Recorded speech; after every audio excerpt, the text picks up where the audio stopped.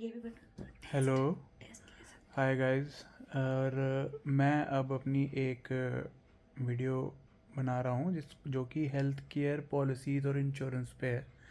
Basically मैं जो हूँ वो मैं हेल्थ केयर इंडस्ट्री से बिलोंग करता हूँ। फ्रॉम लास्ट 7+ ईयर्स मैं इस फील्ड में हूँ।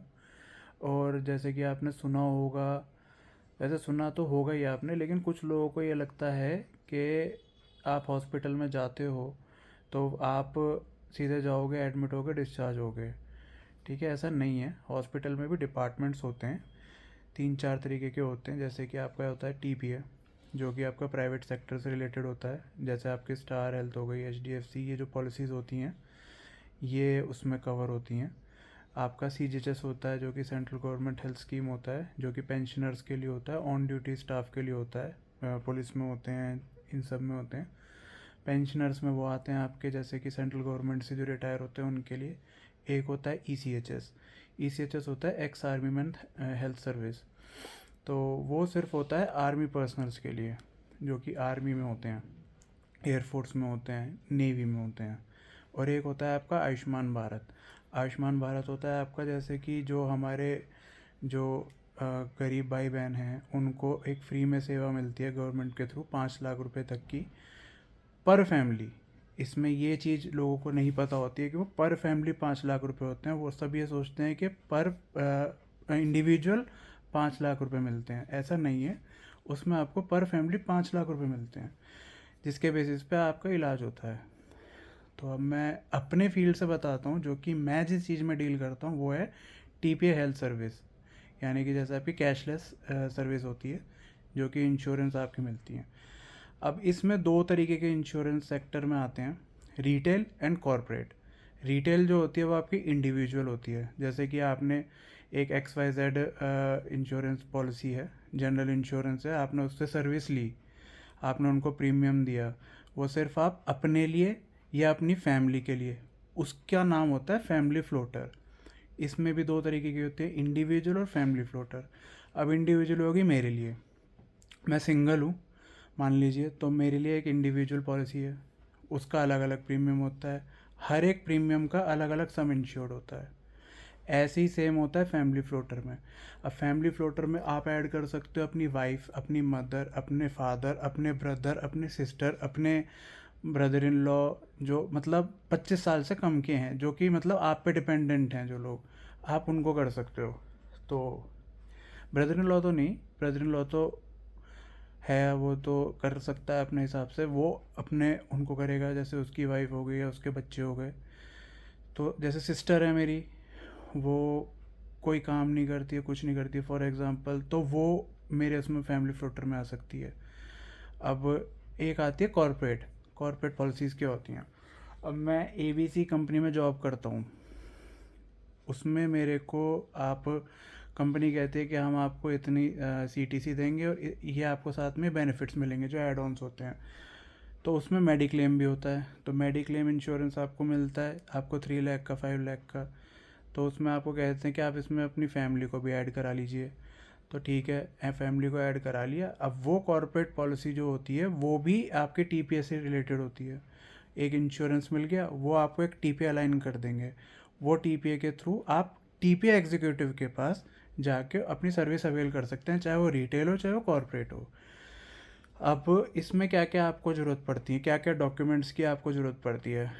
इसमें डॉक्यूमेंट्स ज़रूरत होती है, जिस पेशेंट को आप एडमिट कर रहे हैं उसका आधार कार्ड, फर्स्ट ही हो गया। सेकंड हो गया, जो प्रीमियम पॉलिसी होल्डर है, जो कि पॉलिसी का प्रीमियम दे रहा है, हर साल या हर महीने आप इंस्टॉलमेंट पे दे रहे हैं, उसका पैन कार्ड। ये दोनों डॉक्यूमेंट्स बहुत ज़रूरी हैं।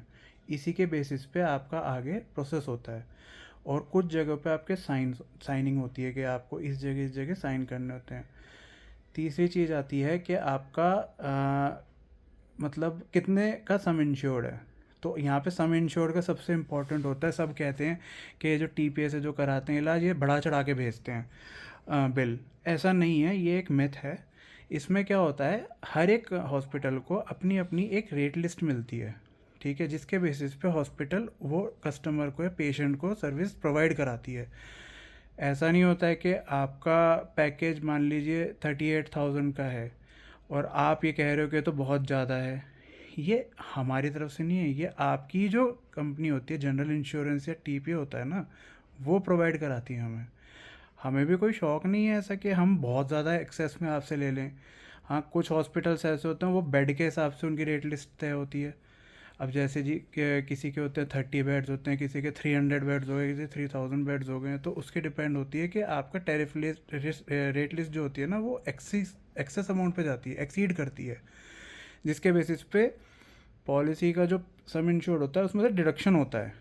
तो अब सम इंश्योर्ड हो गया 3 लाख का, आपका हो गया 30,000 का, तो 3 लाख में से 30 डिडक्ट हो गए पैकेज के हिसाब से। सिर्फ जैसे आपने कोई सर्जरी कराई, अब इसमें एक कंडीशन आती है कि आप सर्जरी कब कब अवेल करा सकते हो। आपका एक वेटिंग पीरियड होता है, ठीक है, आपका होता है वेटिंग पीरियड 2 साल का होता है, किसी में 3 साल का होता है, किसी में 1 साल का होता है।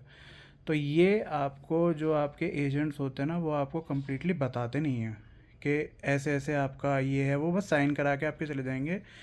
एक चीज़ इसमें सब लोग मिस कर जाते हैं, इसमें होती है को पेमेंट। को पेमेंट क्या होता है? को पेमेंट होता है आपका एक percentage of amount total bill में सेट होता है कि आपने तो साइन कर दिया, आपको पता नहीं है, जब आप फाइनल बिल कराओगे तो फाइनल अप्रूवल आएगा तो उसमें एक ऑप्शन आएगा को पेमेंट आपको देनी है। को पेमेंट हो गई जैसे 10%, 15%। अब 10% का ये हो गया, जैसे 1 लाख का बिल बना तो 90% तो कंपनी देगी और 10% आपको अपने पॉकेट से देना पड़ेगा। तो ये सबसे मेन इम्पॉर्टेंट चीज़ होती है कि आपको यही चीज़ सबसे ज़्यादा दिक्कत देती है कि आप एक तो प्रीमियम दे रहे हो 20-25 हज़ार रुपये का साल का, फिर आप एडमिट हो गए, आपने ये सोचा कि यार सब कुछ उस पर होगा, और बाद में पता चलता है कि पॉकेट में से 10,000 और। तो ये छोटी छोटी कंपनीज जो होती हैं, छोटे छोटे टीपीएस होते हैं, ये उनमें ज़्यादा होता है। और हाँ, ये कॉरपोरेट में होता ही होता है कि आपको अपने पॉकेट से देना ही होता है। 1% होता है, 5%, 7.5% को पेमेंट कॉर्पोरेट पॉलिसीज़ में होता है। रिटेल में बहुत ही कम चांसेस होते हैं कि आपको मिलेगा। और हाँ, पॉलिसी बाज़ार ये सब होती हैं, ये भी अच्छी जगह होती हैं पॉलिसीज़ लेने के लिए, लेकिन इनके भी अपने टर्म्स एंड कंडीशंस होती हैं हर पॉलिसी में। तो जब भी आप पॉलिसी लें तो या तो डायरेक्ट कंपनी से लें, या किसी एजेंट को बात करें, या सीधे आप किसी थर्ड पार्टी उससे ले सकते हैं। लेकिन इसके बेनिफिट्स बहुत हैं। लोगों को 2018 के जो पेंडेमिक आया था कोविड, उसके बाद से पॉलिसी को लेके बहुत ज़्यादा वो हो गए हैं लोग कि हाँ, सिक्योरिटी फील करते हैं। और पॉलिसी में आपको अब कोविड का फर्स्ट डे से मिलता है कवर एक्सीडेंटल के साथ। तो ये चीज़ आपको ध्यान रखनी होगी कि ये आपके साथ साथ आपके फैमिली मेम्बर की भी सेफ्टी रखता है, आपके लव्ड वंस को भी सेफ रखता है। और हाँ, आप हर जगह इस चीज़ का बेनिफिट ले सकते हैं, हर जगह, यानी कि पैन इंडिया जितने भी हॉस्पिटल्स हैं जहाँ पे ये एम्पेनलमेंट होगा आपका इंश्योरेंस या टीपीए का, वहीं आप सर्विस ले सकते हैं। ये तो हो गया आपका पॉलिसी। अब इसमें आता है कि मान लीजिए आप किसी ऐसे हॉस्पिटल में जाते हैं जहाँ की वो इंश्योरेंस नहीं है, लेकिन आपको इमरजेंसी में सर्विस लेनी है, उसके लिए आपको रीइंबर्समेंट कराना होता है। वो मैं आपको नेक्स्ट वीडियो में कवर करवाऊँगा। फ़िलहाल के लिए आपके लिए मैंने आज के लिए इतना कवर किया है कि आपको एक जागरूक किया है मैंने। जिस फील्ड में मैं हूँ, मैं चाहता हूँ कि और लोगों को भी इस चीज़ के बारे में पता चले, जिससे कि आगे जाके हो सकता है मेरी वजह से आज किसी को ये चीज़ पता चल जाए और कल वो उसको लेनी हो कोई पॉलिसी, तो उसको एक आइडिया रहेगा कि हाँ, ये चीज़ें होती हैं। और ठीक है, अब फ़िलहाल आज के लिए इतना ही है। रीइंबर्समेंट वाला जो सेक्शन है वो मैं अपनी नेक्स्ट वीडियो में, हाल फिलहाल के जो कमिंग डेज़ में, मैं आपको कवर करूँगा, जो थोड़ा सा लेंदी प्रोसेस भी है, थोड़ा सा टिपिकल प्रोसेस भी है।